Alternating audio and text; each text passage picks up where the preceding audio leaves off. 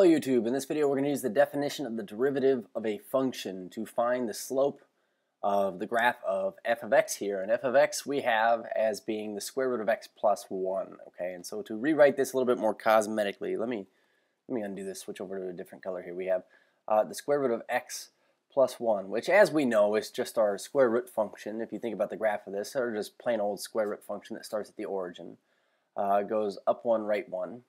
And then kind of does this kind of a half of a sideways parabola. This is our parent function. Well, this function or this graph would be translated up 1. So we have this function here.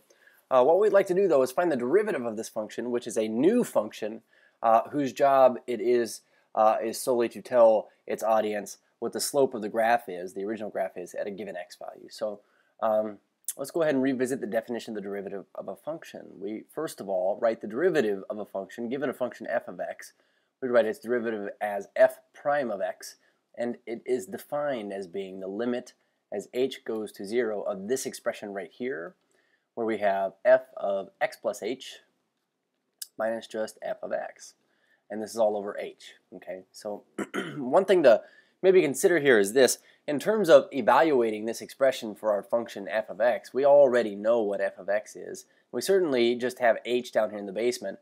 It's this f of x plus h that we have to calculate. And so I think a good thing to do would be calculate it over here off to the side. Maybe we switch over to a different color here so we can differentiate a little bit better.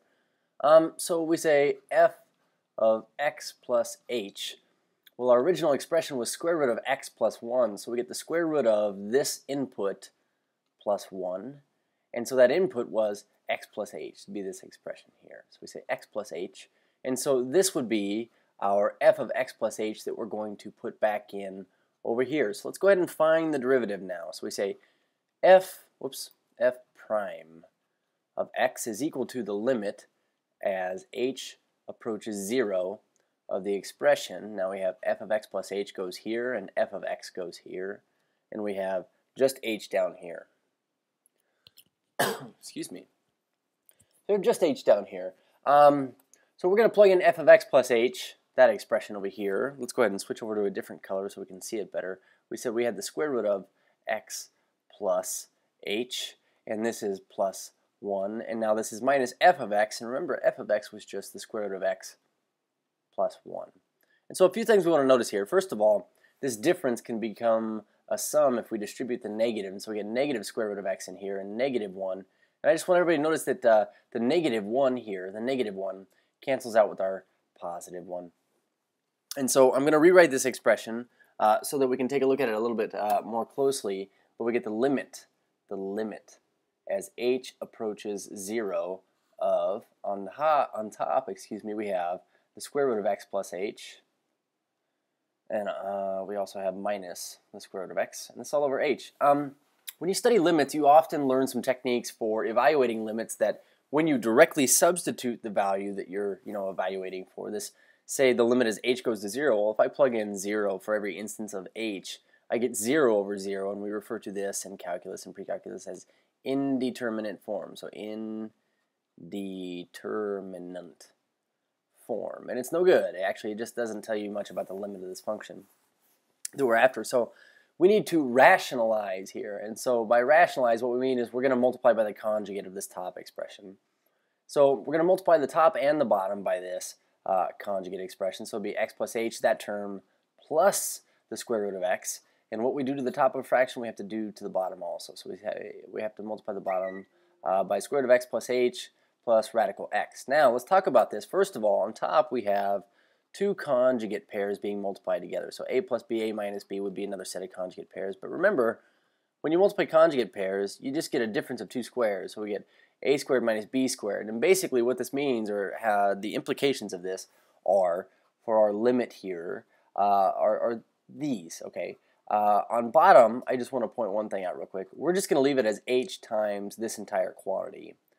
Square root of x plus h plus square root of x, and I'll tell you why later when we get to that, but we're going to leave it undistributed, that h.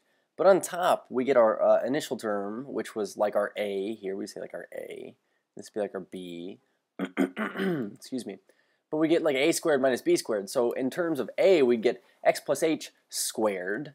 So x plus h, square root of x plus h, pardon me, squared minus, now our second term, which was radical x, we would square that. And so now we're going to have to kind of, let's stash this up over here, try to make a chain of events. We say the limit as h goes to 0 of, now this is h square root of x plus h plus square root of x down here. And then on top we get this, basically x plus h minus x. And so what happens is we get our x's, our x terms, to drop out. And I'm actually going to take care of this in this step also, but you notice that the top and the bottom is a number times a number here, or an expression times an expression, but the top and the bottom both share a positive h. So we say h on top cancels out and becomes 1, and this h on bottom cancels out. And so we end up with this limit here. We say the limit as h approaches 0 of this expression. So we say the square root of x plus h plus the square root of x. And I just want everybody to recognize here that we can necessarily evaluate this for h equals 0 by plugging in just 0. You know, this is capable of having direct substitution done to it.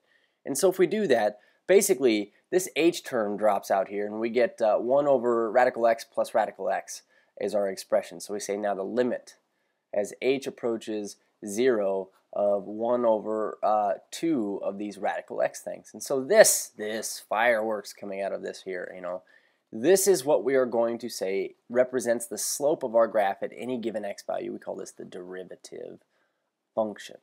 Derivative function. And this is f prime of x. That's what that is, okay? So anyways, we can use this f prime of x to plug in given x values to find the slope of the graph at any given point. And so I think looking at the expression that we have here, it's 1 over 2 radical x. We should probably plug in some x values that are easily, we know the square root of them, like an x value of 1 or 4 or 9. And we'll do that here in a minute. Well, why don't we do that? Why don't we just find f prime of 1, f prime of 4, and f prime of 9. We say at these x values, what is the slope of our graph? And then we'll go take a look in GeoGebra, but we say this first expression here would be 1 over 2 times radical 1, which is basically 1 over 2. So we'd say the slope at our graph when x is 1, the slope of the graph at that x value is a half. We plugged in 4, we get 1 over 2 radical 4, which is the same thing as 1 over 2 times 2, which is 1/4.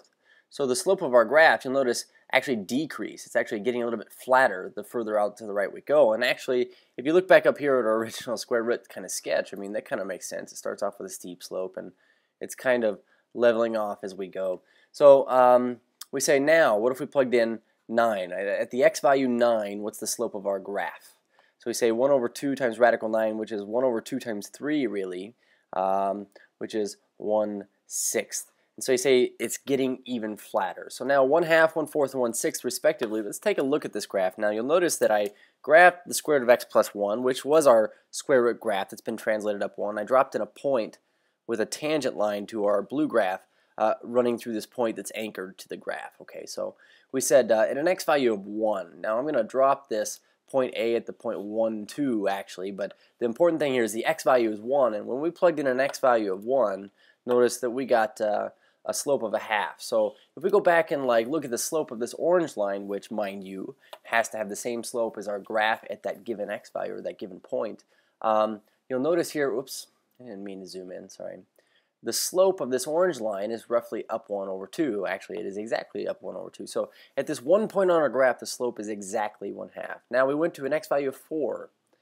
X value of 4, and just to refresh your memory, we had gotten a slope of a 1/4 here. Okay, so we should get a 1/4 as our slope of our orange line. We say up 1 over 4, and what do you know? It actually does. And then we went out to an x value of 9, right about here-ish. We got a slope of a 1/6. Okay, so we went up 1, 2, 3, 4, 5, 6. So that's the slope of our orange line, our tangent line. So that's the slope of our graph at that given point, which is pretty cool, man. So enjoy.